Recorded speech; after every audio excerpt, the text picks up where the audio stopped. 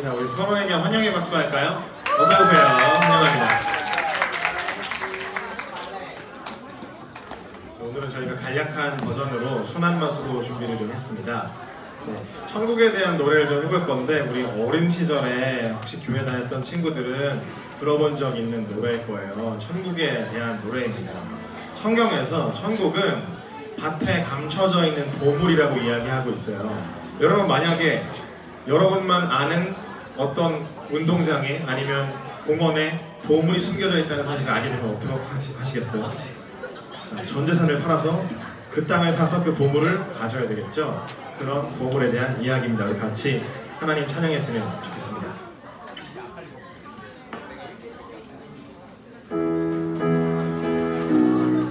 자, 이렇게 노래가 나올 때 박수를 칩니다. 1, 2, 3, 4.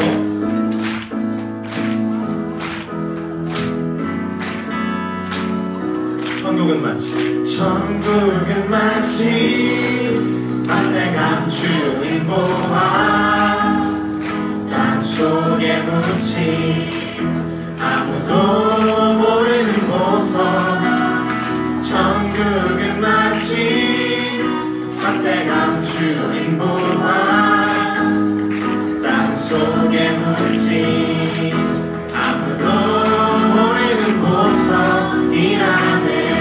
그곳서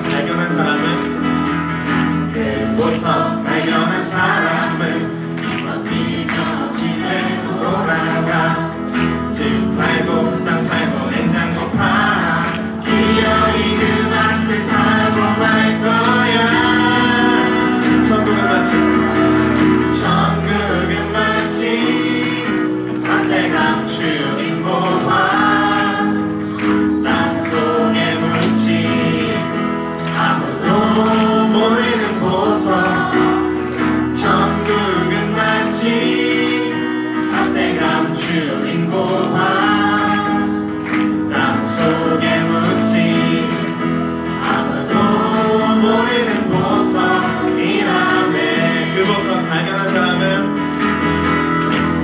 보석 발견한 사람은 기뻐 뛰며 집에 돌아가 집 팔고 땅 팔고 냉장고 팔아 기어이 그 밭을 사고 말 거야.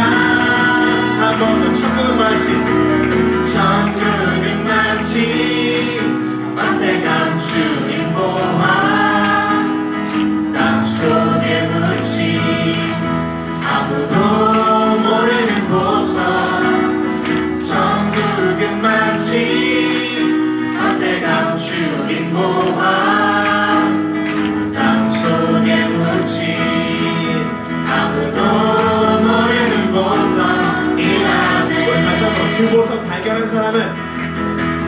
그 보석 발견한 사람은 기뻐 뛰며 집에 돌아가 집 팔고 땅 팔고 냉장고 팔아 기어이 그 밭을 사고 말 거야. 1, 2, 3, 4. 천국은 마치 밭에 감추인 보화 땅속에 묻힌 아무도 모르는 보석 천국은 마치 밭에 감추인 보화 땅속에 묻힌 아무도 모르는 보석이라네. 아무도 모르는 보석이라네. 아무도 모르는 보석이라네. 우리 같이 기도하는 마음으로 묵상하시겠습니다.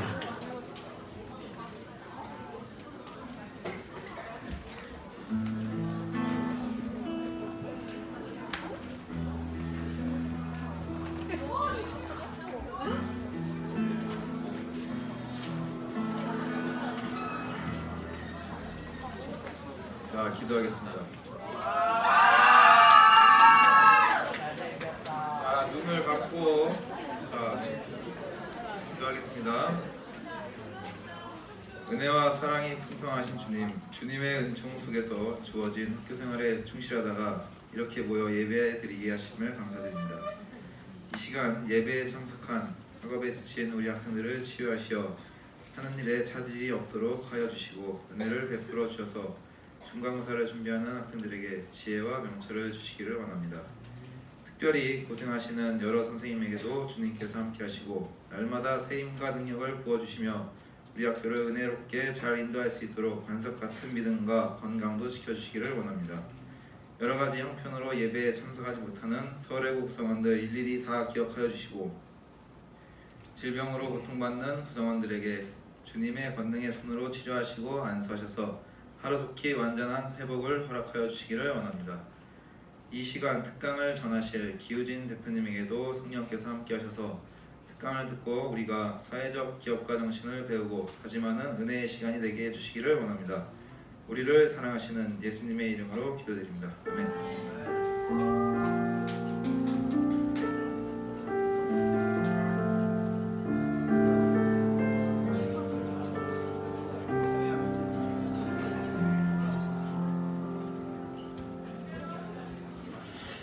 자, 오늘 이 시간은 아주 특별한 시간이죠. 세상을 바꾸는 사람들의 흥미진진한 리얼 스토리를 듣는 시간, 글로벌 체인저 시간인데요. 혹시 짤막한 안내 방송을 들었던 친구들은 알겠지만 18년도 네이버 실검 1위에 올랐던 분이십니다. 도대체 무슨 일로 혹시 연루돼서는 안 될 사건에 연루되셨던 것은 아닌지, 도대체 무슨 이유로 18년도 네이버 실검 1위를 달성했는지 제가 굳이 설명을 하지 않아도 이분이 직접 나와서 자신의 이야기를 들려주는 게 훨씬 더 좋을 것 같아요. 러블리 페이퍼인 줄 알았는데 그게 아니라 러블리 페이퍼. 예, 대표이신 기우진 대표님을 앞으로 모실 때 큰 박수로 환영하겠습니다.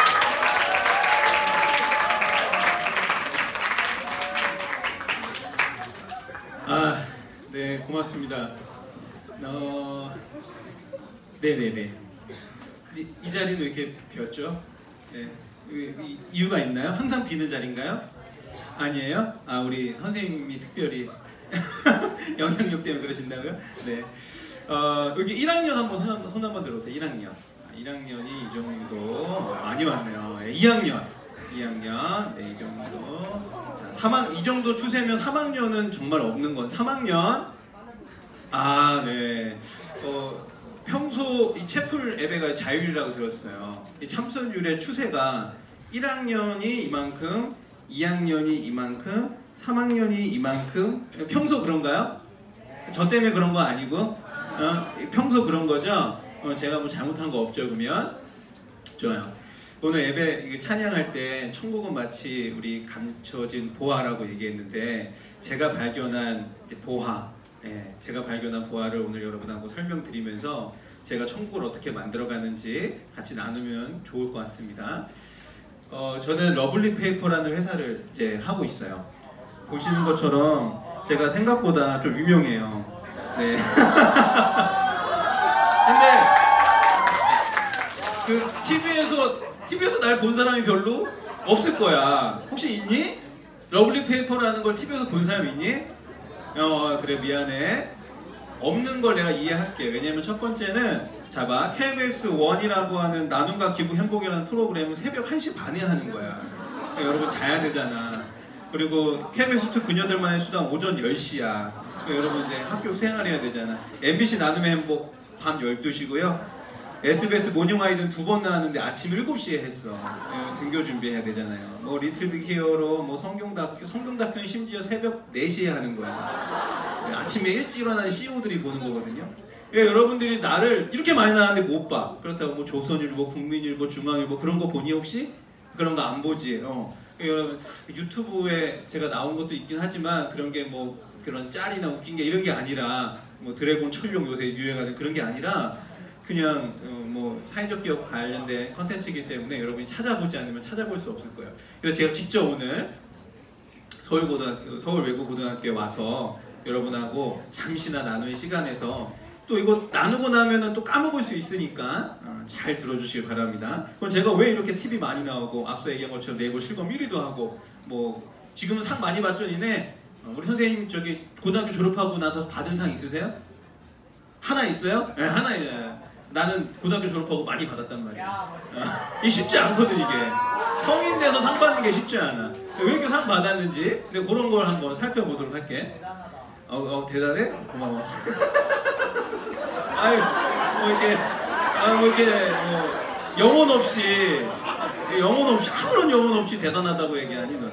자, 사회적 기업이라는 거 일단 왜 필요한지 이걸 여러분이 한번 체인지 메이커 활동도 했다고 하니까 아시는 분도 있을 텐데 우리 사회 문제가 진짜 많아. 진짜 사회 문제가 많아. 근데 그 사회 문제를 이제까지만 해결하려고 정부에서 해결하고 또 민간단체에서 해결하고 기업에서 해결하려고 했는데 이게 한계에 봉착한 거야. 무슨 한계? 지속적이지 않는 거지. 그리고 사회 혁신의 어떤 크기가 되게 무슨 밑 빠진 독에 물 붓는 것처럼 계속 새나가. 이를 어떻게 해결하면 좋을까 하다가 이거를 지속 가능하게 해결했으면 좋겠다라는 생각에 사회적 경제, 사회적 기업이라는 걸 어떤 자본주의 4.0이라는 대안 경제를 만들었어. 점점 어려운 얘기가 나와. 그래서 이 사회 문제를 비즈니스적으로 해결해서 지속적으로 돈을 이렇게 쓸 수 있다면 자연적으로 사회 문제도 해결되고 돈도 보니까 좋지 않나? 이런 생각을 토대로 사회적 기업이라는 게 만들어졌어. 그래서 우리나라에 뿐만 아니라 전 세계에 엄청난 문제들이 많잖아. 혹시 요거 잘 알죠, 여러분? 여러분이 세계 시민 교육도 받는 걸로 알고 있으니까 이 문제를 2030년까지 우리가 해결하기 위해서 많은 어떤 그 소셜 벤처나 사회적 기업이냐 심지어 NGO 그다음에 어떤 대기업의 어떤 CSR, CSV 이런 활동들이 일어나고 있는데 이런 활동들의 중간 과정에서 선생님의 활동도 이제 그 안에 이제 들어가 있다라고 생각해 주시면 되는 거예요. 결국은 사회적 기업은 이제 사회적 가치와 경제적 가치를 같이 창출하는데 이게 쉽진 않아. 즉 이런 겁니다. 우리 앞서서 우리 노 학생인가 이름이 뭐지 남자친구 김이구나. 이름이 뭐니? 김. 내 이름을 너 이름을 불러줄 수 있게 이름 한 번만 알려줘. 동아가 나중에 취업을 해가지고 돈을 버는데 얼마 벌고 싶어? 10억. 10억을 벌었어. 그거 남을 위해서, 그러니까 사회 문제를 해결하는데 얼마 쓸 거야? 반. 거짓말이에요. 네. 생각을 안 해봤어. 생각해본 적 있어 평소에? 없잖아. 그렇지? 그러니까 대부분의 사람들이 이런 생각을 안 한. 돈을 벌면 나를 위해서 쓰고 내 생활 유지하는 데 쓰고 내 욕구, 개인의 욕구를 채우는 데 쓰지 사회의 욕구를 채우는 데 쓰지 않는단 말이에요. 사회의 욕구는 뭐예요? 사회 문제 해결인데. 그러니까 이것들을 이제 같이 생각해보자라는 개념에서 사회적 가치 창출과 경제적 가치 창출을 같이 하는 기업, 사회적 기업이 이제 나오기 시작하는 거예요. 그러니까 저는 다음과 같이 여러분 뭐 디자인 신기도 했다고 하니까 이렇게 해서 사회적 기업을 설립했어. 빨리 넘어갈게. 먼저 사회 문제를 발견하고 공감하고 이걸 사회 문제로 정의했지. 왜냐면 이게 왜 사회 문제인지를 정의하는 게 곧 어떤 아이디어를 만드는 데 있어서 아주 핵심적인 걸 작용시켜. 그래서 이것들을 정의했고 아이디어를 만들어냈어. 이걸 프로토타입을 만들었고 이거를 프로젝트를 시작했어. 3개월 프로젝트를 시작했는데 대박이 난 거야. 그래서 1년 프로젝트 내고 대박이 나서 기업이 된 거지. 그래서 이런 과정을 거친 거예요. 그러니까 제가 원래부터 이런 과정을 알고 있었던 사람일까요? 아니에요. 예. 저는 사실은 이제 이런 사람이었어요. WP페이퍼 대표를 제가 쭉 했는데 제가 이제 궁극적으로 관심 있는 사회 문제인 이 폐지 죽는 어르신들에 대한 문제를 관심 갖기 시작한 건 2013년부터였어요. 저는 2011년부터 이제 기독교 대안학교 인천에 있는 작은 기독교 대안학교의 교사였어. 그거 창립 개교 멤버로 들어가서 사회과를 주로 가르쳤는데 가르치다가 3년 정도 되는 2013년도에 거리에서 이제 폐지 죽는 할머니 할아버지를 많이 보게 되면서 과거의 내 모습을 오버랩되기 시작했어요. 과거의 내 모습이 어떤 모습이냐면 제가 좀 결혼을 빨리 했습니다. 예. 그래서 제가 지금 초등학교 5학년짜리 이제 아들이 있어요. 그리고 7살짜리 딸이 있고 예, 결혼을 빨리 했죠. 25살에 했어. 결혼한 이유가 뭘까요? 그렇지, 사랑해서.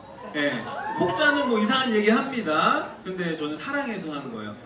그런데 그 당시에 이제 저희 와이프가 저보다 1살 많은데 이런 얘기를 했어요. 나랑 결혼하자. 나랑 결혼하자. 아니지, 자기는 내년에 결혼할래. 이런 얘기를. 난 내년에 결혼할래. 근데 제가 이런 판단을 했죠. 이 사람하고 평생 살아야 할 사람인데 내가 지금 대학교 2학년 군대 갔다 와서 스펙 쌓아가지고서는 취업하면 20년 정도 그 생활을 하겠지. 근데 내가 만약에 그런다고 이 사람을 포기하면 20년 취업생활 하겠지만은 평생 같이 할 사람을 같이 못 하는 거잖아요. 그래서 평생 같이 할 사람이 더 같이 있다 이래가지고 스펙 쌓는 거 이제 포기하고 결혼을 선택했어. 그래가지고 이제 알바하고 부모님들이 반대했을까 안 했을까? 반대했겠지. 이게 뭐 돈이 어디 있어? 그래서 도움 안 받겠습니다. 제가 알아서 하겠습니다. 그래서 도움 안 받고 저희가 결혼해서 지하 단칸방으로 이제 기생충 나오는 그 반지하 있죠? 얻는 반지하 같은데 들어가서 매트리스 깔고 시작합니다. 지금 결혼한 지 제가 13년 지났죠? 근데 저 지금 3억짜리 집을 갖고 있어요. 네. 서울에서는 3억이 거의 큰 돈 아니지만 인천에서는 괜찮아요. 네. 그러니까 제가 지하 단칸방에서 이렇게 쭉쭉 성장할 수 있었어요. 그때 제가 정말 어려워가지고 애를 처음 낳았는데 우리 와이프가 피자 먹고 싶었어. 오구살 피자. 근데 그거 사줄 돈이 없었어요. 네. 정말. 그래가지고 그걸 못 먹고 있다가 돈 벌어가지고선 월급날 하나 먹고 이랬는데 그때 뭐 했냐면 제가 갖고 있는 온갖 그 이제 전공 서적 그다음에 옷 이런 것들 다 고물상에 팔아봤어. 돈이 하도 없으니까. 돈이 된다는 걸 그때 처음 알았어요. 아 이게 돈이 되는구나. 그 기억을 제가 2008년도에 갖고 있다가 이 폐지 있는 어르신들을 본 거야. 근데 저분들도 저거 왜 주워서 저 고물상에 갖다 주냐? 결국은 돈이 없으니까 이런 어떤 단편적인 사고를 한 거죠. 그러니까 저거 모아서 갖다 주는 거 아닐까? 그 돈만 들어서 생활하시는 거 아닐까? 근데 이런 나의 경험과 이분들의 어떤 삶의 그 유추가 된 거고 또 하나는 그 당시 사회적 경제라는 게 되게 국가적으로 이렇게 붐을 일으켰어. 지금도 우리 창업에 대해서 나라에서 되게 선도하고 있거든요. 그래서 창업 지원 자금을 청년들한테 엄청 뿌려요. 청소년들한테도 엄청 뿌리지. 여러분들한테도 혜택 본 것도 있을 수도 있어요. 그런 이제 그 사회 분위기가 형성돼서 이렇게 가는데 결정적으로 이제 신앙적으로 제가 그 당시에 어떤 하나님을 사랑하고 이웃을 사랑해라는 제가 대학교 때 조이 선교회라는 곳에서 이제 그 훈련을 받았는데 그런 이제 명록에서 이웃을 사랑해야 되는 관점을 막 누구가 내 이웃일까라는 걸 고민하고 있을 때 그렇다면 내 눈에 지금 들어온 이분들 그리고 주셨던 그 영감들이 혹시는 이분들이 내 이웃이 되지 않을까라는 잠재적인 결론을 내리고 이런 전반적인 어떤 생각들을 종합해가지고서는 이분들을 좀 지원하는, 해결하는 일을 해야겠다라고 이제 생각을 한 게 2013년 그쯤이었어요. 그래서 저는 이렇게 생각하는 거예요. 정리하면 어떤 문제를 발견할 때 뭐 저기 뭐 생뚱맞은 문제 말고 내 중심에 생겼던 문제, 내 경험에서 비롯된 문제들을 하나하나씩 이렇게 한 단계씩 유추해 보니까 맥락적으로 맞닿는 게 있다는 얘기죠. 그래서 그것을 나의 문제로 확인하고 이게 혹시 사회 문제가 되지 않을까를 이제 확인하는 그 과정.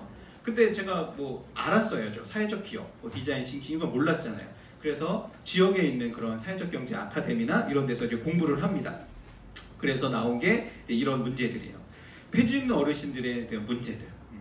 이 그림에 있는 어르신은 제가 14년 출근길에 이제 봤던 분이에요. 그 당시 한창 이 사회 문제에 관심이 있어가지고 보는 족족들, 어르신들 보는 족족도 사진 찍고 다녔어. 이유는 잊고 싶지 않아서. 사람이 살다 보면 바쁘면 잊잖아요.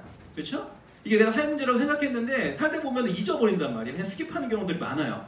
근데 이걸 잊고 싶지 않아서 볼 때마다 사진 찍어서 습관적으로.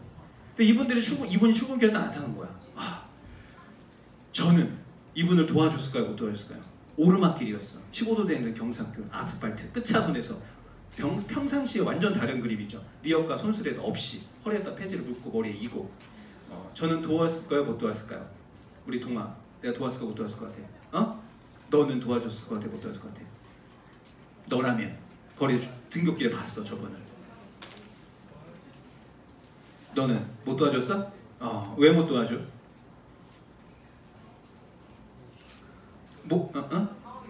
상황이 되면 그러면은 이제 도와줄 수 있는 상황이 안 돼서 나는 착한 사람인데 상황이 안 돼서 못 도와준다. 집요하죠 제가. 네 미안해요. 동화 내가 잘못 찍었어. 오늘 제가 웬만하면 강의할 때 앞에 있는 사람 찍어가지고 집중적으로 파는데 동화 잘못 찍은 것 같아. 우리 친구한테 찍으면 돼요? 잘해 말 잘해? 그래 오케이. 마스크 쓰고 있어가지고 불편한 것 같아서. 자 저도 못 도와줬어요. 이유는 바빴어. 나도 이제 출근해가지고서 애들 조회하고 수업시키고 나도 강의하고 해야 되잖아. 수업하고 해야 되잖아. 그래서 못 도와줬어. 그리고선 사진 찍고선 쉬는 시간에 이 사진을 보는데 뭔가 이제 불편한 거야. 도와줬어야 되는데 뭔가 미안한 거야. 안 되겠다. 이제 내가 말만 하지 말고 생각만 하지 말고 직접 행동하자. 이때 팍 찍힌 거지. 그래서 직접 행동하기 위해서 어떤 데이터적으로 막 쌓기 시작했어. 왜냐면 저란 사람이 무분별하게 막 도와주고 있는 사람이 아니에요. 상당히 되게 논리적인 사람이에요. 논리적인 사람이에요. 그래서 이것이 왜 개인의 문제인가 사회 문제인가를 정의한다 그랬잖아요. 그걸 정의하기 위해서 다양한 자료들을 찾기 시작했어. 그래서 뭐 인터뷰도 하고 어르신들 직접 가자 인터뷰도 하고 전문가도 찾아가서 인터뷰도 하고. 근데 웃긴 거 그 당시에 폐주민 어르신들에는 전문가가 있었을까 없었을까? 없었어. 그러니까 그 당시에 이 문제를 사회 문제로 인식하는 단계가 아니었어. 그냥 개인의 문제였어. 그 누구도 이걸 사회 문제라고 얘기하지 않았어. 그래서 이것이 사회 문제라고 얘기해줄 사람이 필요한 거죠. 그래서 그다음부터 자료를 찾아서 얘기하기 시작했고, 네이버도 막 그때 빅데이터 이런 말도 별로 하지 않았는데 그냥 막 검색해가지고서는 10년치의 데이터 검색량을 가지고서는 이분들이 어떤 키워드를 가지고 보도량이 가장 많은가를 키워드 연구로 다 분포를 해가지고서는 생계와 안전이라는 키워드를 뽑아냈어. 그리고 이분들 직접 가서 왜 주우세요? 왜 주우세요? 왜? 다 인터뷰하고 논문 찾아 읽고 그리고 그다음에 그런 신문 자료 이런 거 다 종합한 결과 이분들이 사회 문제라고는 결론을 낸 거야. 앞선 사회 문제. 전국의 어르신들이 총 몇 명이 있다?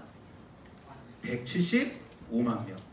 그냥 이게 작은 숫자 같지만은 이렇게 생각하시면 돼요. 전국에 노인이 650만 명이 있어. 65세 이상의 노인이 그 중에 25%가 폐지를 주어서 생활하시는 분들이셔. 엄청 많은 거지. 생각보다. 서울 이 도봉구의 인구가 얼마나 되겠어요? 도봉구의 인구가 한 100만 될래나? 그렇죠? 100만 안 될래나요? 도봉구의 인구보다 더 많은 거예요. 그러니까 엄청나게 많은 분들이 폐를 죽고 있다. 근데 이분들이 연령이 다 어떻다? 75세 고령이다. 근데 왜 이게 문제가 되냐면 생각해봐. 여러분이 평생 일할 것 같아요? 아니죠. 언제까지 일할 것 같아? 우리 친구야, 넌 언제까지 일할 것 같니? 몇 살까지 일할 것 같아? 65세. 65세까지. 우리가 이제 재수 없으면 100살까지 살거든. 그 65세 1해 끝났어. 그럼 35년은 뭐하고 살 거야? 놀아? 그러면 돈이 필요하잖아. 노후 대책이 필요하잖아. 근데 우리의 노후 대책은 누가 책임져주고 있어? 누가 책임져야지 맞는 거라고 생각하니 너네는? 사회, 그걸 정부, 그게 맞잖아. 근데 너 커서 엄마 아빠한테 용돈 줄 거야 안 줄 거야? 줄 거지. 요런 인식 때문에 우리 사회가 사적 이전이라는 비율이 되게 높아. 즉 뭐냐면 자식이 엄마한테 아빠한테 줘야 되는 돈들이 많아지고 국가가 이 노인을 부양해야 되는 그 부담이 적어지는 거야. 실제로 북유럽은 다르거든요. 그래서 공적 이전이라는 비율이 되게 우리나라는 낮고 사적 이전이 되게 높아. 좀 어려운 말이야. 미안해. 그래서 이게 문제가 된다는 거야. 즉 나라에서 하지 못하고 사적 이전이 비율이 높은데 우리나라가 자식이 부모를 부양하는 되는 그런 나라인데 자식이 돈이 있다 없다? 없다라는 거지. 왜냐면 자식도 어려워. 너네 엄마 아빠도 어려워. 그렇지. 밑으로는 너네 이제 교육시켜야지. 위로는 엄마 자기 부모님들 부양해야지. 본인 노후 준비해야지. 얼마나 어려워. 세대의 문제가 다 걸쳐가지고선 자신의 문제들로 어려우니까 이 노인 세대의 문제를 사적 이전으로 해결할 수가 없어. 즉 나라에서 해결해줘야 되는데 나라가 하려면 뭘 해야 돼? 개혁을 해야 되는데 그 속도가 너무 늦어. 정치 맨날 봐봐. 우리 국회에서 뭐해? 이 해결이 안 돼. 결국은 속도를 빠르게 정확하게 해결하기 위해선 다른 액션이 필요했던 거예요. 그래서 제가 이 세 가지 액션을 만들어 본 거예요. 제가 생각보다 똑똑합니다. 그런 거 같죠? 13년도에 이런 생각을 했어. 첫 번째, 사회 문제로 인식하는 사람이 없으니까 이거 사회 문제화 시키자. 그래야 많은 지지와 공감과 응원과 격려를 받아서 해결할 수 있다. 그래서 사회 문제를 하기 위해서 진입장벽을 낮추는 공감대를 맞추는 거야. 즉 어르신의 문제 저거 불쌍해 보이죠? 도와주세요. 저한테 10,000원 주세요. 라고 하면 누가 10,000원을 줄까? 사회 문제라고 인식하지 않는데 그래서 그 진입장벽을 낮추기 위해서 도와주세요. 여러분들이 지금 쓰다가 버린 이런 종이들 저한테 기부해 주세요. 제가 그거 가지고 고물상에 팔아서 그 어르신들과 똑같은 방법으로 돈을 만들어서 어르신들 도울게요. 이렇게 설계를 한 거예요. 그게 종이 나눔이라는 거. 여러분 고3들 이제 멸망 안 왔는데 이제 수능 전에 트럭이 한 대 오죠. 이게 한 학교로. 아닙니까? 그러면 트럭에다가 뭐 갖다 버립니까 여러분? 문제집, 교과서 다 갖다 버리죠. 그게 얼마나 될 것 같아요? 제가 인천에 있는 한 고등학교, 제가 졸업한 모교에 전화를 했습니다. 교장선생님한테. 선생님 저 이런 아이디어가 있습니다. 저한테 그 종이 좀 기부해 주세요. 했더니 교장선생님이 단번에 오케이 하셨어요. 가져가. 그래서 트럭 모으고 갔더니 6톤을 기부받았어요. 여러분 제가 볼 때는 서울 외국고등학교도 공부를 열심히 하는 학교로 제가 알고 있으니까 8톤 정도 나오지 않을까. 그럼 8톤, 내가 그 당시에 13년도에 그 6톤을 받아가지고선 파니까 70만 원 나왔거든요. 그걸 어르신들 도왔어요. 7분을 10만 원씩. 그랬더니 여기는 착한 선생님의 교장 선생님의 어떤 미담으로 끝나는 게 아니라 너무 놀라운 건 이 학교에서 이거를 담당하던 환경부장 선생님이 그 이듬해 부평고등학교로 전근 가셨는데 부평고등학교 하겠다고 전화 온 거야. 우리도 하겠습니다. 동천고등학교 행정실에서 일하던 분이 논현고등학교로 가셨는데 전화 온 거야. 우리도 하겠습니다. 이거를 경일보라는 신문에 났는데 경일보를 보고 서구의 원당고등학교에서 전화 온 거예요. 하겠습니다. 제 고등학교 고3 은사 선생님이 인천의 에일고등학교 교장 선생님으로 발령되셨는데 그분이 이거 알더니 하겠다고 전화 온 거예요. 명신여고, 정석항공고, 인천 7, 8개가 순식간에 하겠다고 전화 온 거예요. 그래서 제가 7, 8개를 연말 돌면서 그걸 다 받고 있어요. 네. 아, 우리 선생님 박수 쳐주셨는데 대박이죠. 네. 생각지도 못하는데 대박이죠. 그러니까 나는 사실 이제 그 부분은 사실 이제 제가 크리스찬이기 때문에 하나님의 은혜라고 생각해요. 그러니까 내가 그 일을 딱 던지면 잠언서 16.8절처럼 내가 길을 던지면 그 인도하시는 분이 계시거든요. 그래서 딱 된 거예요. 그 다음부터는 학습한 거죠. 아, 이런 스토리가 있으면 사회는 움직이구나. 결국은 이런 사회 문제를 인식하구나. 그리고 내가 또 한 달에 한 번씩 트럭 몰고 다니면서 인천 시내를 돌아요. 그리고 나한테 폐지를 기부해주는 학원, 마을기업, 교회 이런 데들이 있어요. 그래서 1톤씩 거의 모아요. 한 달에 한 번씩. 이걸 팔았다가 혹석이 혹한 게 어르신들 도와요. 신났죠. 종이 나눔에서. 근데 문제가 있어. 폐지 가격이요. 올라가는 게 아니라 떨어져요. 13년도에 처음 했을 때 1kg당 140원이었는데 지금 1kg당 얼마냐면요. 50원도 안 돼요. 1kg에 50원도 안 돼요. 그러니까 3배가 떨어진 거예요. 어르신들 수입도 3배가 내려간 거죠. 저희 기부금도 세부가 똑같은 무게를 해도 3배가 내려간 거잖아요. 같은 문제를 갖게 된 거죠. 여기서 이 폐준대 어르신들의 문제의 핵심을 알게 된 거죠. 뭐냐면 낮은 임금이에요. 낮은 임금. 이걸 어떤 그 디자인 싱킹에서는 이제 맥락적 이해라고 얘기합니다. 그럼 맥락적 이해로 이걸 문제의 핵심을 간파하는 거예요. 그래서 이걸 해결해 줄 게 뭐냐? 아, 사회적 기업이 하나 있어 좋겠다. 그래서 이분들의 수입도 늘리고 장기적으로 이분들도 고용해서 안정적인 일자리 그리고 완전히 직업을 바꿔서 삶의 새로운 작용점 즉 자존감을 지키고 삶을 변화시키는 것까지 줄 수 있으려면 고용을 해서 이분들의 시간을 장악해야겠다는 생각을 한 거예요. 그래서 사회적 기업이 있어야겠다 생각했고 또 하나는 정책을 만들어야겠다. 왜냐면 내가 만든 사회적 기업은 자본이 별로 없을 때니까 지역에 국한될 가능성이 커. 이거를 전국으로 뿌리려면 정책적 기반으로 있어서 내 사업 아이템을 지원금을 받아서 정책에 힘을 받아가지고 지역에 컨트롤 C, 컨트롤 V 해야겠다는 생각을 한 거예요.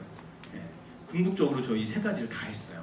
예. 사회운동도 해서 이슈화 시켰고 사회적 기업도 만들어서 어르신들도 이제 진행을 했고 정책, 법을 만들었어요. 국회 법을 만들어서 재활용 수거 노인 지원법이라는 게 이제 19년 6월 달에 공청회 러블리 페이퍼에서 주관해서 진행했고 이제 법사위를 통과해서 법이 됐어요. 국회 성장에서 이제 땅땅땅 뚫려서 통과만 되는데 이게 국회가 지금 이제 작동을 안 하고 있죠. 이제 저희 되게 불안해요. 예, 우리 가을 정기국회 이번 임기 내에 안 되면은 총선 앞둔 내년에는 이거 날아가거든요. 예, 좀 안타까운데 어쨌든 이제 그런 일들을 하고 있어요. 첫 번째 종이 나눔. 제가 어떻게 한다 그랬죠? 사회 문제 인식하고 공감한다. 두 번째 진입장벽을 낮춘 설계 모델을 갖춘다. 그다음에 새로운 기부 모델로 누구나 참여할 수 있게끔 만들어 보겠다. 그래서 이 사람들이 거기에 청소년들, 청년들이 주체가 돼서 한 거예요. 여기서 스토리를 하나 더 가미한 거예요. 사실은 이게 뭐냐면 노인의 문제를 우리가 오늘이 무슨 날인지 알아요? 오늘 노인의 날이에요. 어제가 국고의 날이었고 노인의 문제를 노인이 막 이야기하고 다니면은 재미없어. 스토리가 안 돼. 근데 노인의 문제를 청년이 얘기한다, 청소년이 얘기한다. 그러면 뭐가 돼요? 스토리가 되는 거예요. 사람들이 관심을 가져요. 반대죠. 또 청소년의 문제를 노인이 얘기해주면 스토리가 돼요. 그러니까 이러한 작용들이 되게 중요한 건데 저는 처음부터 청소년과 청년이 이거의 핵심 주체가 됐으면 좋겠다는 생각을 한 거예요. 그래서 그렇게 짰고 진행을 한 거죠. 그 다음에 아까 얘기했던 사회적 기업으로 나가기 위해서 첫 번째 그 가장 낮은 수입이 핵심적 키워드라고 생각했고 이걸 해결해 줄 방법 다음 같은 가설을 세워본 거야. 어르신들 박스를 비싸게 사자 내가. 그럼 그 어르신들 수입 늘어날 거잖아. 그럼 그걸 가지고 내가 그냥 공시장에 팔면 난 바보죠. 그러니까 어떻게 해야 돼요? 새로운 부가가치인 걸 뭔가 만들어야겠어. 그래서 그걸 가지고서는 팔고 시장에 팔고 그 수입으로 어르신들 도우면 대박 나겠다. 그래서 고민한 게 뭐냐? 뭘 만들면 되냐? 이제 비즈니스 설계는 됐으니까 뭘 만들면 되냐? 이 아이템이 중요한 거야. 그래서 나온 게 팩박스를 그대로 가지고서는 이제 해야 되니까 업사이클이라는 걸 통해 가지고 캔버스를 만들자라고 생각해서 페이퍼 캔버스를 나온 거죠. 이때 이거 대학교 이화여대 친구들 3명하고 이천대 친구들 2명하고 저하고 이제 시작을 했는데 이것도 되게 간단한 거예요. 그러니까 사람이 잘 살아야 돼. 제가 그 서대문 종합복지관에서 이렇게 그 이화여대 서방대 연세대에 있는 친구들하고 강의를 했어요. 그리고서 그 중에 이화여대 친구 한 명이 저한테 전화가 온 거야. 2달 지나고 나서 선생님 저 봉사활동 하고 싶어요. 그래가지고 걔하고 같이 봉사활동을 한 거예요. 그래서 밥 먹으면서 나 이런 생각이 있는데 이거 같이 해볼래? 방학동안에 뭐해? 3개월만 같이 해보자. 그러니까 얘가 오케이 한 거예요. 그래서 자기 친구도 둘 데리고 온 거야. 내가 인천대 친구도 2명 알아서 지원시킨 거고. 이래서 토요일마다 2016년 1월달 토요일마다 만나가지고서 박스 찍고 잘라가지고 붙여서 한 거예요. 그러다 보니까 이렇게 캔버스가 나온 거죠. 네. 이 작품을 만드는데 처음에 캔버스만 딱 만들어졌어요. 근데 이거를 비싸게 팔려니까는 비싸게 팔리지가 않죠. 그냥 캔버스를 누가 사? 그냥 캔버스 가격만 팔 수도 있는데 일반 시장 가격에 비해 상당히 높아요. 5배나 높아, 인건비 때문에. 그러니까 일단 그림을 그려야지 이 부가가치를 더 높일 수 있는데 그림을 그릴 사람이 없잖아요. 제가 그림 그려봤어야죠. 그려봤더니 안 팔릴 것 같아요. 우리 대학생들도 다 마찬가지야. 그래가지고 안 되겠다. 우리는 학습 경험이 있잖아. 아까 어떤 학습 경험? 종이 나눔을 했을 때 내가 스토리를 던지면 사람들이 함께 한다는 것. 그래서 이 캔버스에 대한 스토리를 던지고서는 페이스북에다가 16년 2월 구정에다가 던졌어요. 와. 근데 사람들이 구정 연휴에 뭐 하는지 알아요? 핸드폰만 봐요. 깜짝 놀랐어. 구정 연휴에 카드뉴스 던졌는데 올린 지 4시간 만에 150명이 신청하셨어요. 재능기부 하겠다고. 네. 대박 난 거죠 그때. 우리는 40명이 목표였거든요. 3개월을 해야 되니까. 그래서 어쩔 수 없이 그분들 때문에 1년으로 프로젝트가 늘어나 버린 거예요. 그리고 분기마다 팀을 모집해가지고서는 모집해서 보내주고 전시하고 모집해서 보내주고 전시하고 수익을 어신 돕고 우리가 했던 비즈니스 모델의 프로토타입을 테스트한 거죠.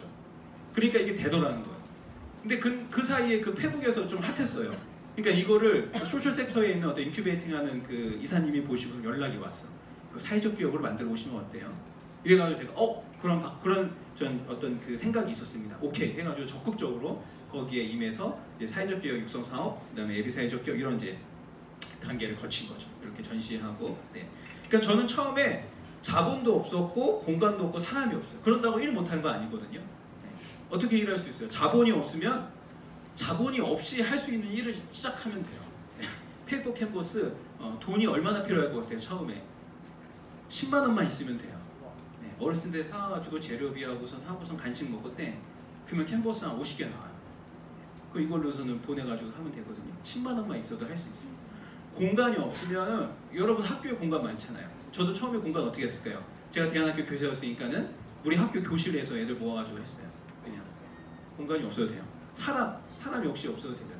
제가 뭐 임금 줄 수 있는 형편이 없으니까 자원봉사 모아가지고 시작한 거란 말이에요. 그러니까 이게 없어도 가능한 게 많아요. 우리가 해결하려고 하는 그 마음만 있으면. 요 점이 전 중요하다고 생각이 들었어요. 그래서 다음 같은 소셜 미션이 있는 사회적 교육이 됐습니다. 요거 한번 우리 같이 읽어볼게요. 제 소셜 미션. 이제 시작. 큰 소리로 시작. 어르신들의 열악한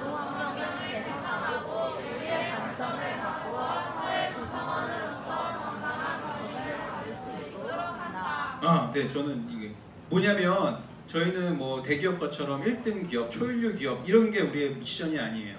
우리의 미션은 궁극적으로 말하면 망하는 거예요. 러블리 페이퍼는 망해서 없어져 버리는 거예요. 제가 꿈꾸는 거죠. 왜 그래요? 그래야 우리가 갖고 있는 사회의 문제가 해결된 거잖아요. 그러니까 궁극적으로 우리 사회가 갖고 있는 사회 문제를 해결하려고 태생적으로 태어난 사회 문제의 어떤 기업들은 없어져야지 좋은 사회인 거예요. 이게 많이 생긴다고 좋은 사회가 아니라. 그래서 저희는 없어지기 위해서 다음 같은 이제 비즈니스를 합니다. 그러던 와중에 이렇게 네이버 실검 1위 인증해줘야 되니까 말만 저렇게 하는 거 아니야. 인증해줘야 되니까 네이버 실검 1위를 하게 되는 거야. 뭐 그 전부터 이제 언론 보도는 또 많이 나왔는데 사실 뭐 좀 제 자랑을 하려면 요거 끝나고도 또 제가 한국일보 인터뷰하러 가야 돼요. 얘도 이제 그런 이제 보도는 나오지만 네이버 실검 1위 한 게 아주 의미가 있어요. 왜냐면 제가 호기 좋게 기업을 만들었잖아. 근데 18년도 1월달 매출이 얼마인지 알아요? 직원 둘하고 저하고 열심히 일했는데 86,000원을 벌었어요. 86,000원. 아니, 누가 이렇게 86,000원. 아마 요게 한 2명 정도, 아니 1명 정도 용돈도 86,000원이 넘어갈 수 있어. 한 달 용돈이. 야, 근데 한 달 비즈니스 해가지고 86,000원 배웠어. 이게 말이 돼요? 선생님이 그런 직원 자르겠습니까? 안 자르겠습니까? 그 직원 어떻게 해야 돼요? 예. 제가 19년 2월까지 이제 대안학교 교사를 했기 때문에 제가 회사를 어디다 차렸냐면 우리 대안학교 건물 바로 옆 빌딩에다 차렸어요. 그리고 쉬는 시간에 가가지고 야 그거 하고 있냐? 오케이. 다시 점심시간에 가가지고 다 했냐? 같이 점심시간에 끝나면 가가지고 같이 일하고 이랬거든요. 86,000원 벌었어요. 야, 잘 나가야 30만. 야, 이거 어떻게? 근데 우리 직원이 어떻게 했을까? 전 못 잘랐어요. 지발로 나갔어요. 안 되겠다. 이 기업은 좋게 이 대표가 망한다 그랬는데 진짜 망하겠다. 그래서 나갔어요. 그리고서는 요 18년 8월 21일 날 요게 딱 실검 1위가 떴거든요. 요거 뜨고 8월 달 매출이요. 9일밖에 안 되잖아요. 지금 21일이니까 30일 찍으려면 9일밖에 안 되는데 1,200만 원을 벌었어요. 네. 그러니까 사람들이 알면 산다라는 거예요. 우리가 알릴 방법이 모른다는 거예요. 알릴 방법이 몰라서 맨 헤매고 있었지. 근데 이게 저는 이제 뭐 채플이니까 마음 편하게 하나님의 은혜라고 생각하는 거예요. 왜? 하나님의 은혜가 일 수밖에 없어. 30만 원짜리가 1,200만 원 찍었으니까. 하나님이 야 이거 은혜다라고 이제 해놨어. 우리 설정 스님을 3위로 밀어냈어. 그리고 이제 나를 1위로 딱 땡겨놨어. 그래가지고 우리 불교계를 이제 3위로 딱 깔아놓고 기독교계를 이렇게 딱 이렇게 해놓은 거예요. 그래서 아 이건 하나님의 은혜구나 명확하게 이해했어요. 명확하게 이해하고 아 이거대로 순종하면서 열심히 해야지. 아 이제 내려놓지 마야지. 열심히 이제 비즈니스 그 이후부터 18년 8월 이후부터 지금까지 1,000만 원 이상 안 찍은 달이 없어요. 계속 찍어요. 네. 그러니까 어르신들하고 이제 이렇게 이제 호혜적인 관계. 이거는 왜 필요하냐면 이제 이렇게 된 거죠. 제가 어르신들한테 폐지를 사오는데요. 흔히 이러잖아요. 어르신들이 수혜자예요. 그러니까 내가 어르신들 이거 사주면 어르신 도와드리는 거고 어르신들 좋아하겠지? 이런 마음으로 가는 경우들이 있단 말이에요. 근데 저는 그런 마음이 아니라 이분들 없으면 우리 비즈니스 구조가 망해요. 이루어지지 않아요. 왜냐면 이분들한테 비싸게 사오는 게 우리 비즈니스 구조로 설정을 했잖아요. 그러니까 이분들이 우리한테 박스를 공급해 주셔야만 돼요. 그러지 않으면 우리 비즈니스가 움직이질 않아. 작동이 안 돼.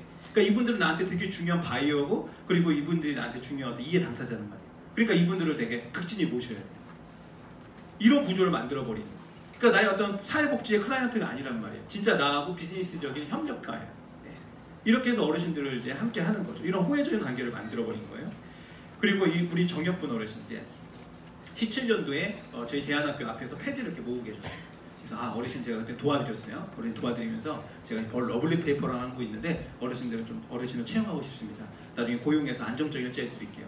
이분이 4급 장애인이시거든요. 다리가 쩌쭉쩌쭉거려서 폐지를 모으시는데 혼자 사시는데 이분을 고용하기 위해서 내가 어떻게 해야 되는가 해서 계속 비즈니스 하다가 결국은 19년 7월에 이분 플러스 9명에서 총 10분의 어르신을 고용하게 됐어요.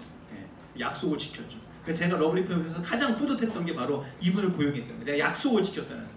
17년도에 이분을 고용하겠습니다고 연락처 받고 계속 연락 주고받다가 19년도에 고용한 거. 그래서 이렇게 이제 만들어졌어요.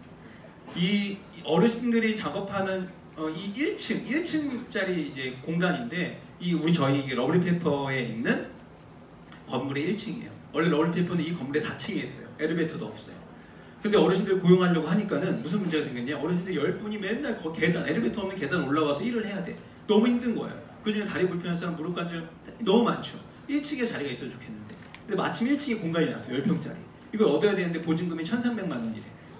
근데 이제 보증금은 1,300만 원을 이제 이거는 고정자산이니까 묶여 있잖아요. 그래서 내가 유동자산은 좀 돌려야 돼서 이거를 은행 가서 대출 받을까?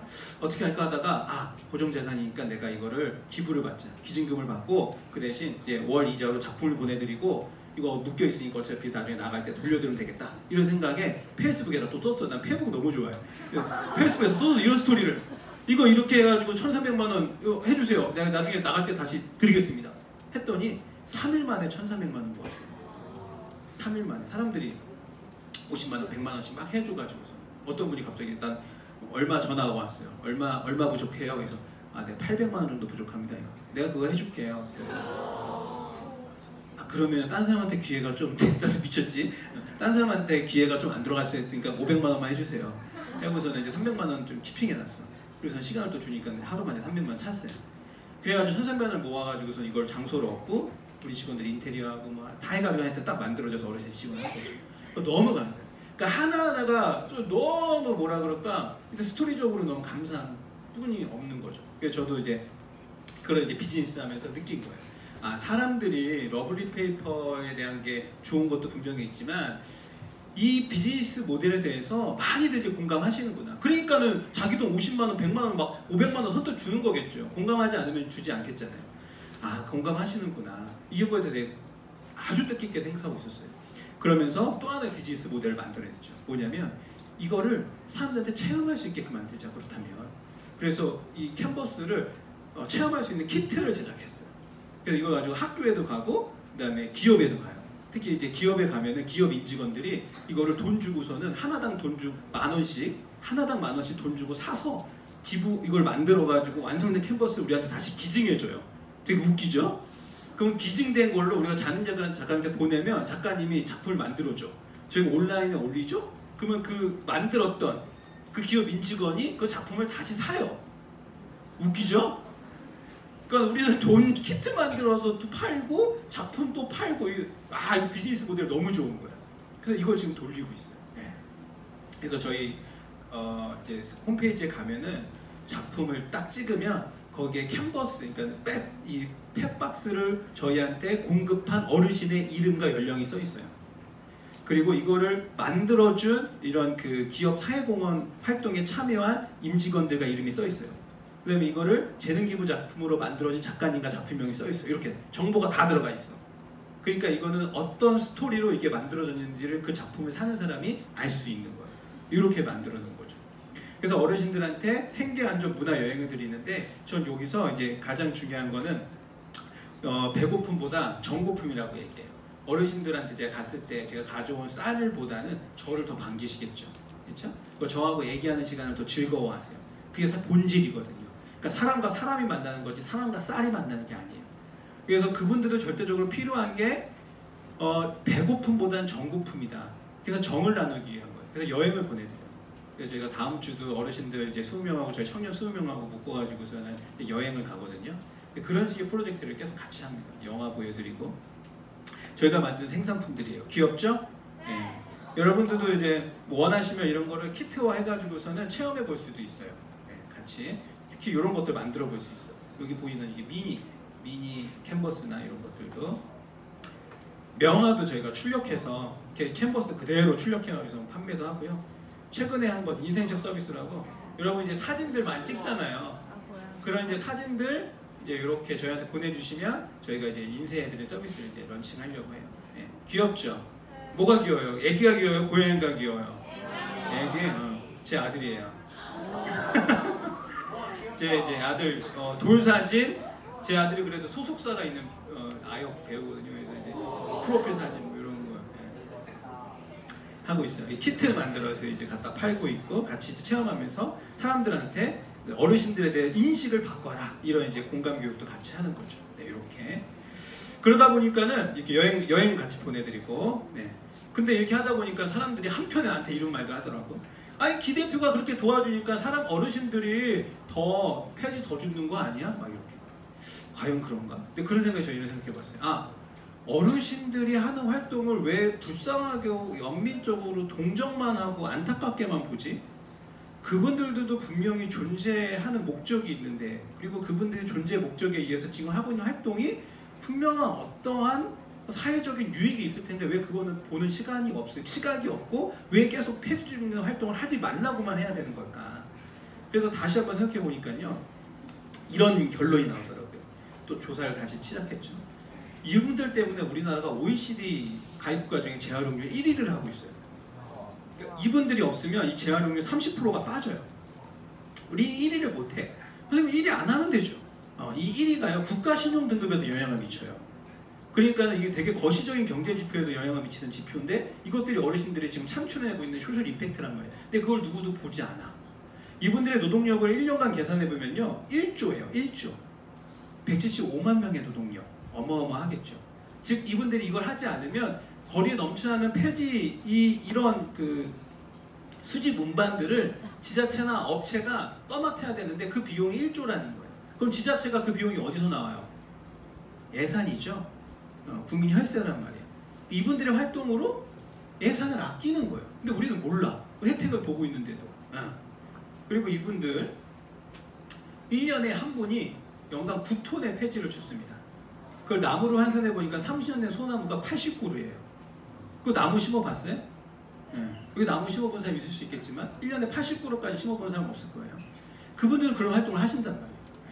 그러니까 이분들은 어떻게 보면은 폐주민 어르신들이 아니라 자원재생 활동가 아닌가? 라고 얘기하는 거죠. 그래서 우리는 그분들과 함께 이런 생각을 하는 거예요. 자원재생 활동가한테 폐자원을 정당한 대가로 사오는 거다 우리는. 그래서 그걸 가지고서 업사이클 통해서 새로운 가치 있는 작품을 만들어내는 거죠. 그래서 그분들이 단순하게 폐주민 어르신 불쌍한 노인이 아니라 자원재생 활동가이기 때문에 그분들의 이렇게 활동가, 우리가 환경운동가들 지원하잖아요. 그런 것처럼 똑같이 생계적으로, 안전적으로, 문화적으로 지원해야 된다. 이런 이제 이야기를 하고 있죠. 근데 그런 원리를 저는 크리스찬이기 때문에 창세기에서 찾아봤어요. 그러니까 아담이 동물들한테 이름을 다 져줬잖아요. 이거는 되게 중요하다고 생각해요. 그 이름 지어준 대로 그 사람의 정체성과 그 어떤 정해지는 거니까. 그러니까 우리가 폐주민 어르신들을 폐주민 노인 이러고 부르면 그냥 폐지나 죽는 노인이에요. 근데 우리는 크리스찬이기 때문에 자원재생 활동가라고 불러주는 순간 그분은 자원을 재생하는 활동가가 되는 거예요. 그러니까 여러분은 크리스찬으로서 그분들은 어떤 이름을 불러줄 거냐 이거죠. 아담과 같이. 거기서 우리의 사명이 있다 생각합니다. 그래서 아까 같이 이제 법률안도 만들고요. 결국은 저는 이제 마지막으로 이게 제가 궁극적으로 얘기하는 전체적인 사회적 기업화 정신이라고 생각합니다. 관점을 바꾸고 그러면 이제 우리한테 보이는 사회적 문제, 이웃들이 있어요. 그들한테 관심을 지속적으로 갖다 보면 여러 가지 비즈니스 문제들, 체인지 메이커 활동들, 캠페인들을 할 수 있겠죠. 그러다 보면 궁극적으로 관계가 회복돼요. 그러면서 완성되는 거예요. 그래서 제가 이걸 줄여서 3관왕이라고 얘기해요. 관점, 관심, 관계. 네. 그래서 이 3관왕을 하는 게 사회적 기업가 정신이다라고 얘기합니다. 네. 제가 오늘 이제 여러분한테 짧은 시간 이렇게 사회적 기업가에 대해 전했는데요. 뭐 여러분 마음속에 러블리 페이퍼라는 어떤 그 단 6글자보다 폐주민 어르신들 바라보는 그 시각과 또 여러분의 삶 속에서 어떤 문제를 바라보고 어떻게 개선해야 될지에 대한 그런 어떤 사례가 좀 되었다는 게 제 바람이고요. 앞으로도 어느 곳에서 어떻게 만날지 모르겠지만 항상 저도 서울외국고등학교에서 좋은 인상 가지고 기억하도록 하겠습니다. 고맙습니다. 목사님은 오늘 그 기호진 대표님의 이야기를 들으면서 그런 생각이 들어요. 마지막 우리에게 주었던 아주 중요한 관점이 있는데 하나님이 우리를 바라보시는 그 관점이 이전이 세상이 바라봤던 관점이 아닌 굉장히 새로운 관점으로 우리 자신의 존귀함을 드러내셨던 것처럼 폐지나 죽는 어르신이 아닌 우리가 그리스도인이기 때문에 그분들이 가지고 있는 존귀함을 정말 예수님의 눈으로 바라보는 것이 우리에게 주는 중요한 인사이트이 아닌가 그런 생각이 들었습니다.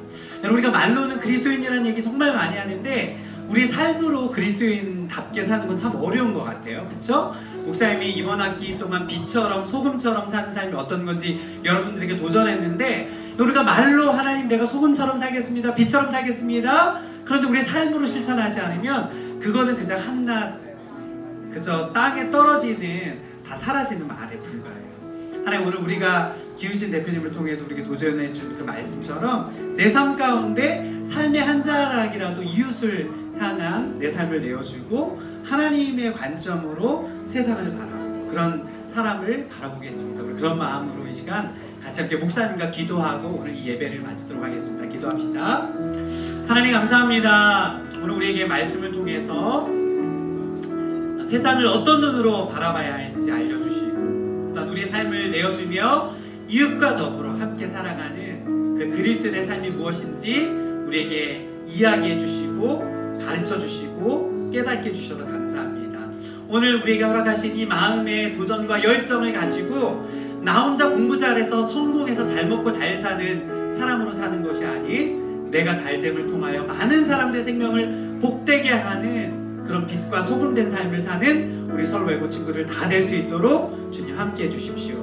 이제는 성부 성자 성령 하나님의 은혜와 사랑과 교통케 하심이 오늘 마음 안에 나눔과 세상을 또 다른 관점으로 보기를 결정하며 교실로 돌아가는 사랑하는 우리 친구들 마음 위에 이제부터 영원까지 함께하여 주시기를 간절히 축원하며 기도합니다.